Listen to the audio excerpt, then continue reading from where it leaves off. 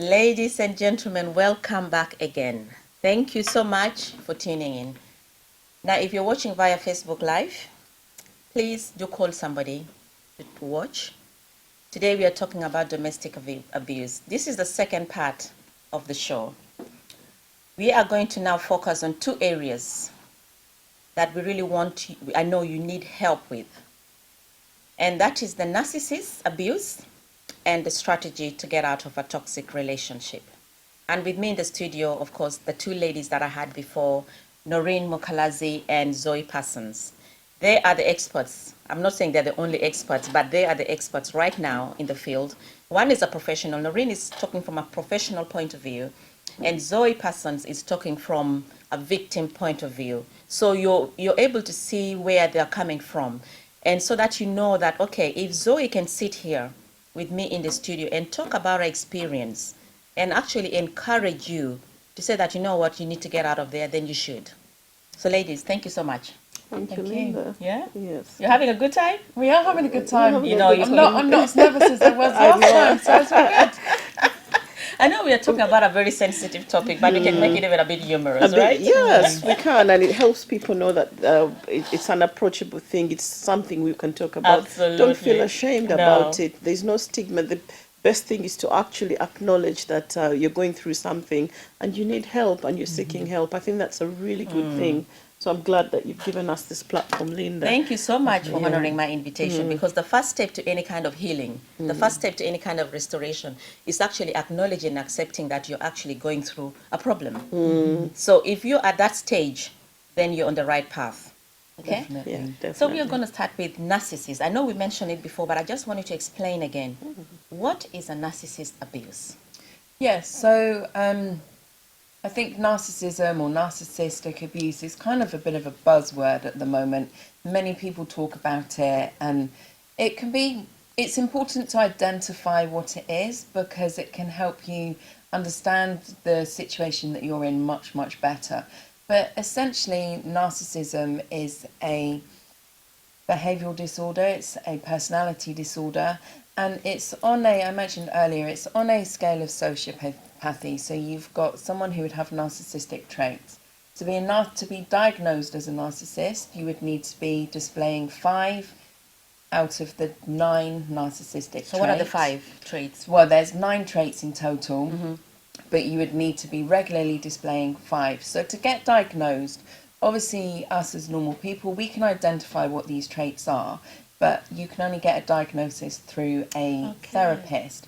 And to get a diagnosis is actually really hard, because narcissists don't think that there's anything wrong with them, which means they're never going to go to a therapist and they're never going to go to get help. So I think the stats are that 1% of the world's population they are a narcissist, or they have an antisocial personality disorder. And but when you think about that in relation to the statistics against domestic abuse, which is 1 in 4 women, 1 in 7 men, it doesn't quite weigh up. So you can see that there are actually more people with these kind of antisocial behaviours and personality disorders out there in relationships causing problems. And the main thing I'd probably say is they have a very grandiose attitude. So they feel very entitled, they're very selfish, they have no empathy, they only care about themselves, their kind of personality is it's them first, and that's all that's important. Yes, definitely. And they will not take any responsibility. So everything is your fault.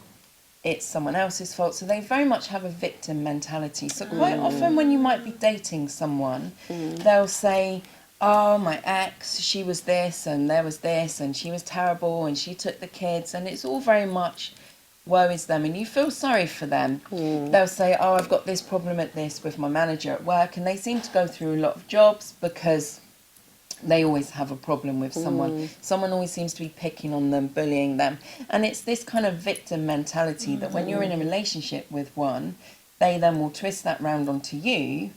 And although you're the victim, they're the victim. And you can't reason And you start with feeling anyone. sorry for them. Exactly. And you can't reason with anyone who's like that, because one, they're not taking any responsibility.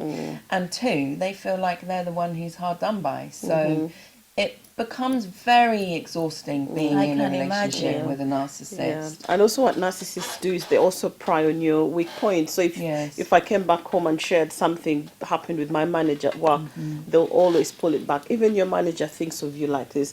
Even your sister said you are like this. Even your so and so said. So you start believing that, you know what, I have the problem. So they'll always reflect their problem back to you. So you start believing and thinking, you know what, I think I'm the difficult person here, yet it's them. So you would never leave that relationship. It's very hard for you to leave a narcissist, actually, because they may not physically abuse you, but the trauma and the emotional abuse you go through is so much. They could even make you spend your money without you even knowing. You know, it's your fault that this bill wasn't paid. It's your fault I got a parking ticket. It's your fault. So everything becomes about you as the problem and they're the victim. We're just going to take a short break and we will be back. So please do call for your friends and family members to tune in. We'll be back. Thank you. I just want to change these chairs, making a very funny sound. Quickly. Yo.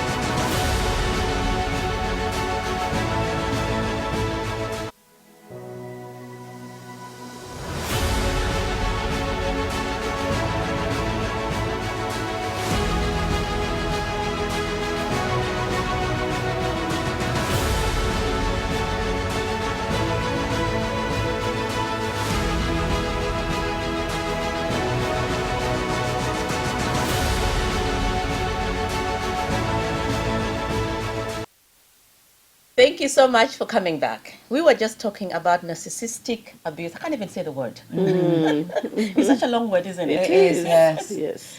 And you were saying that it's very difficult for somebody actually in that kind of abuse to actually get out. But there should be a strategy in place, right? Definitely. And what are the strategies? So what I would advise is a safety planning. It's always good to have a safety plan. I wouldn't advise a woman just to wake up one day and say, I'm leaving. Because if their perpetrator finds out that they're trying to leave, that could put your life at risk. So it's important for you to go and seek help quietly. If you go on any websites, cover your tracks. Because remember, they're very controlling. They check your phone, they check your website, they would know your passwords, they monitor you, they check where you go, who's calling you, who are your friends, why are you going to text so long at your family. So there's always that risk. So it's always good to cover your tracks if you go into any domestic violence websites. I would also say start planning, scan all your important documents, have them scanned. It's important to have those documents because when you've actually left, normally the perpetrator will hide the passports and make sure you haven't got access to them. So those are things as if you know you're in an abusive relationship, start doing simple things like scanning all your children's passports, your documents, your certificates, things that you may need in case that you have to run. At least you have some form of proof of ID. You have some proof of ID to show. If you're putting some money aside, make sure you hide it so that in that time when you have to leave, you just leave and you don't have to now worry about coming back to pick documents because he's never going to give you those things anyway. And then if you move the passports away from where they're kept, that's a sign. So he will know you're planning something and that could put you at risk. Oh my God. So that's why I would say scan the documents always without him knowing, slowly, start collecting everything. You could let the school know. I'm just wondering, and now that you're sharing all these strategies, if somebody who is actually in an abusive relationship right now, and the partner is also watching this program, they may actually now be more vigilant. They are more vigilant, yes. They are, but to be honest, perpetrators they know everything because they will do everything to control you. But they know there's help in the system. But what they will do is say, if you dare report, either you're going to be deported because most of these women are dependent on them, or they're going to take your children. Those are the two things they'll use. But they themselves, to control you. But they know that if you dare ring that number and call the police, they're in trouble. They know it. So how do I keep this person under control and not calling the police? Is I show them that they're victim. There's a lady I worked with, and the partner actually used to make her look. He actually told the services that the woman's got mental health. So whenever she would call for help, she would say, I told you she's suffering from postnatal depression. And she wasn't. So what he would do, he could say, I put the passports in the top drawer. So when she would go to get the passports out, they wouldn't be There's there. nothing And then he would there. quickly put them back and say, what is that?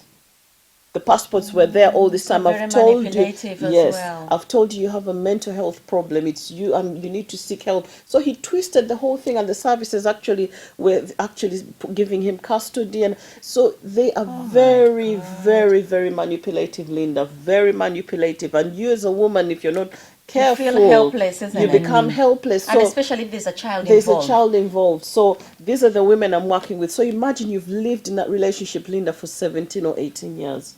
You've now moved out. You've got a house. You've got children, and you want to start your career. Your confidence level is It's so very low. low that, you know, even if you went for a job interview, you're not going to get that job. So you You're- have to start working Yes, on yourself, and that is yes. where you come in. That's Right, yeah. exactly. Yeah. So, I mean, obviously, I help women now, so I'm a life coach, and I help women to basically start to love themselves. So, when women or men in particular will coach with me, I help them with looking at saying positive affirmations to just help yourself. I mean, because what I found is when I was in my relationship, is you stop doing things that you like to do. You lose your identity. It's like they are basically identity thieves, and they take everything that makes you you. So And if- that is the kind of help that you sought? for you to get out Exactly. of it? Yes, definitely. So, for instance, I stopped getting my nails done. I would quite often go out on the street. I wouldn't necessarily have showered. I'd wear clothes that had holes in them. I just didn't care. Yep.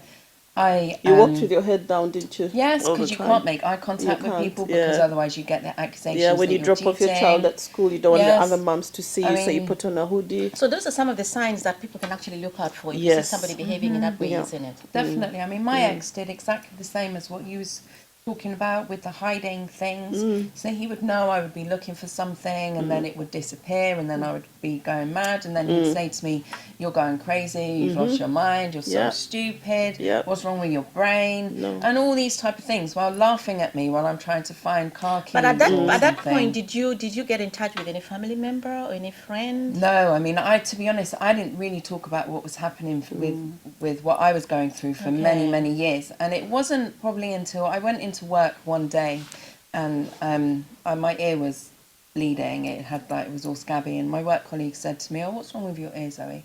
And I said, my husband, he wanted sex. I said no. And because I said no, he bit me and then proceeded to rape me. And that's why my ear was bleeding, because he tried So to you're bite always it finding off. excuses, isn't it, to Exactly, cover up but any I kind did, of bruises? But I did actually say to her, and she said, "What?" And then from there, because I then spoke about it, I was then able to speak about it a bit more. Freely, yeah. But even then, I mean, my best friend knew, but it wasn't really something that I was posting about or talking about. Because especially, I mean, I was brought up with the culture that you keep what's in your marriage private. Don't You put your talk dirty about linen it. outside. Exactly. But now that you're on the other side, okay, and seeing what you've done and experienced what you've experienced, would you advise women to at least try and talk to somebody? Definitely. Definitely. Speaking is one of the Is it first steps First to steps. healing. And also, Somebody you trust, of course. Totally. And you'll be surprised, Linda, the person you may think is going to help you may give you the wrong advice. Okay, so you have to be very careful. You have to who be speak to. careful who you speak to, and also women and any people don't judge a woman when she comes and opens up to you and says like what Zoe opened up to someone. Why did you actually sleep with him? And don't be judgmental. Give them an open ear. Listen to them, and if you don't know what to do, try and ask for help and do support them as well in any small way you can. Any small way, Totally. it does make a difference. Because at that stage, no one doesn't want to be judged. They just want a listening ear. They just want a listening ear, and also for someone to support them. And if because there's some women who are adamant and they're like, you know what, I'm in an abusive relationship and I'm not leaving. Oh, okay. Yes. So we do have a lot of women we work with, and they're like, I will never leave. I will never put my children through growing up without their dad. He's a good dad. He's this, and I'm going to stick to it, but I need help. So again, I mean, then how would you provide help to such a person? I know. So what we do, we put them through, like in the London Borough of Newham, we put them through empowerment courses and try to get them to understand who they are. And, we put them on like a 6 weeks course. And they And go eventually? through that. Eventually, maybe their mindset changed, because it's all in the mind, and the man's also made them realize Gosh, this is traumatic. it is It's very, really bad. very, I very- mean, one tip I would definitely say is if you're thinking about leaving, is start documenting everything. So if you've got injuries, photograph them. Go to the doctors and tell the doctors about what's happening. Go tell your friend, text them. There's a really good app. It's called Bright Sky. Yeah. Okay. And you can download that and you can document everything. And the great thing with that is everything that you put in there backs up to the cloud. So it's Okay. secure. And when it's on your phone, it disguises as a weather app. It does, yeah. So Bright Sky? Yes, it's called Yeah. Bright Sky. Yeah. So if you But they can't access it though. I mean, if somebody's now listening and they went to the wife's phone and saw that app, they it would cannot just actually. look like a weather app. It looks Okay. like a weather app, but now they know what it is, so Yeah, so if a perpetrator is No, we watching, just have to but- be careful. Are you allowed to share those kind of information? Yes, yes. I mean, all that information is out there. It's It public is there. already. It's Alright. public. It's there. It's there that is available. I mean, obviously the thing is with when you're out there in the public giving advice and telling people, oh, this is what a narcissist is like, this is the tactics they use, you do run the risk that yes, a narcissist is going to learn this and they're going to hone their Their skills, traits, isn't as it? it Yeah. were, Yeah. and become more abusive. But ultimately, I think by educating and putting information out there is way more empowering and for people who are victims of abuse than it is necessarily the small percentage of Yeah. people that may. But the thing is also, try as and women, we have that gut feeling, isn't it? You know, when something is not right, you can You just do. feel it. You do feel Totally. it, yeah. And You do. sometimes you ignore it for 10 years, for 15 years, for Yes. 1 year, 6 Yeah, months. yeah, But you you do. can actually feel it that something You is not can, right. you do, and that's what we were saying. There's always other factors, and one of them I think is fear.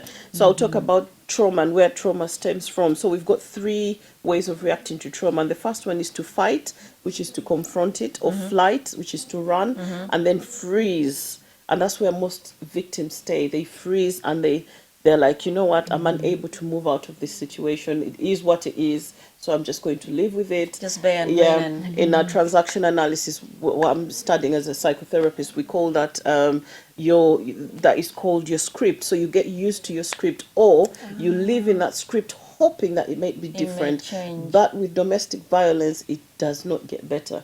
It only gets worse. It's very, very rare for it to change. So that script is never going to change. So you're better off coming out of that. So we've looked at the women as the victims. So how about the men? Is there help for them out there? There's a lot of help for men, because And do they seek help? men unfortunately don't speak out and don't seek help, and you will find, Linda, that if the statistics start coming out, you'll find that there's a lot of men who go through domestic and sexual violence, actually, because you find men who are like, oh my god, I'm scared, my wife is calling, oh, she's coming now, she said I should do this, if I do this I didn't do it right, or so narcissism is both. It's both ways. Yes, We it have is. narcissistic pastors, we have narcissistic. Yes. So it's a huge, like you said, it's a Exactly. personality disorder. So, but the narcissist, because of the way they are, they'll never ever go for help, because everyone else is the problem except them. And I suppose when you go on the first date, you wouldn't actually be able to pick this up, isn't it? It's very important, because they're very It's charming. hard, And yes. funny enough, 90% of the perpetrators I've spoken to are very charming, Linda. Very. In fact, when you meet them, you'll be like, I can't believe this man actually did that. Very charming. They know how to put on that mask. That's that right, that Zoe we was talked talking about. about. They'll dress very nice. They'll speak so politely, but once they close those doors, They're a different person. they're a different person. And that's because most of them lack confidence. But will they ever change? No. Will a If they narcissist ever seek help, but unfortunately, most narcissists, like Zoe said, they're so confident that everyone else has a problem except Except them. them. So how will that person seek help? Mindset. Mindset. Yeah. And also with a narcissist, so narcissism develops generally from when they're a child, and it's created or grown, developed, however we want to call it, from their environment that they're in. So they've either experienced abuse themselves, so that could be physical, sexual abuse, it could be neglect. They've experienced neglect, or it could be the other end of the spectrum where they've been spoiled and they've not been given any boundaries, and they grow with such a sense of entitlement that they feel that everything is theirs, everything is their right. And the world no one owes can them. say no to them. Yes. So And what happens is that it's how the brain develops, you see. So with a narcissist, the brain develops differently. So ultimately, you can't change a person's brain and how it's developed. And you can't live with a narcissist. So narcissism comes on. So within the range of narcissism, you've got different types of narcissists. So you've got covert, somatic, somatic, you've got a malignant, and basically within this scale, so one is covert, so that'd be someone who's very passive aggressive, might come across quite vulnerable, will cry, will threaten to commit suicide, will do all this type of stuff. And then you've got someone who's really good looking, who's really charming, and they use their appearance to control. And then you've got someone who's maybe malignant, and they're kind of going more towards someone who's a sociopath. So they're calculating, they're highly dangerous, they will strangle you, they will choke you, they're the ones that will kill you. So within this range, depending on who you're living with, depends on how you might plan or how you might need to react. Because obviously, if someone's a malignant narcissist, you might not have time to make a safety plan. You might just have to call the police to get out. And if someone is regularly putting you in a headlock, trying to strangle you, that is statistically, that's a high indicator that they will kill you. So with that type But you of thing, find you even need women, to even get though they're in a help. headlock, they still stay, isn't it? I stayed for many years. I used to be pinned in a headlock. Yeah, so many victims do stay because remember, Linda, their mindset has now been changed. You know, that is what I'm really struggling because to understand. because even the man could say, you provoked me. That's what why they I did say. it. Yeah, you provoked me. You started it, Linda. It was your fault. You started the whole argument. And now when the police comes, they downgrade the abuse. They're like, I didn't abuse her. All I did was this. All I said was that. But the police trained to actually identify some of those things? Yes, but the police now have been trained that if there's been a call, they have to press charges. Because before, most women would say, "Oh, I'll not press charges." Which but is now, what happened in my case. So now it's compulsory. Now they have to- they when they have to press charges, and then you have to go through court and da, da, da, da. So now, unfortunately, most victims are scared of calling the police because that's what the perpetrator will use. If you call the police, you're going to lose your children. If you call the police, they're Which going is not true. You're not going Which to is- lose of your course children. you know, it's not. I've got a daughter. not true. I never lost her. Yeah. I have sole residency of her. He's in prison So, okay. throughout the whole process. And I had to go through social services and the whole everything. And everyone was very helpful, very supportive. So with your case, you don't Zoe, need to be because you afraid. went to court and your husband was actually persecuted and is in jail right Yes. now, were there any setbacks after that? Did he come back or maybe get people to come and look for you? So as part of what he did, I was given a restraining order. He was in prison and he managed to break the restraining order. He would write me, he would use my daughter for contact to write me. He managed to get hold of a mobile phone when he was in prison and he actually called me on my birthday to wish me happy birthday. I reported it to the police and I got him charged and he got sentenced to a further 6 But months. it's eventually stopped. No, I mean, I just had to report him 3 months ago. Okay. He's been in prison for 3 years and it's still ongoing. Oh. And he is in prison and yet he won't still- give He's up. trying to still Yeah. control yes, you. he's Yeah. still trying to control. And this is, but you see, if you think about what I was saying about the scale, he's a malignant narcissist going into a sociopath, and they're highly dangerous, and they're also quite unbalanced, really. So they really need help.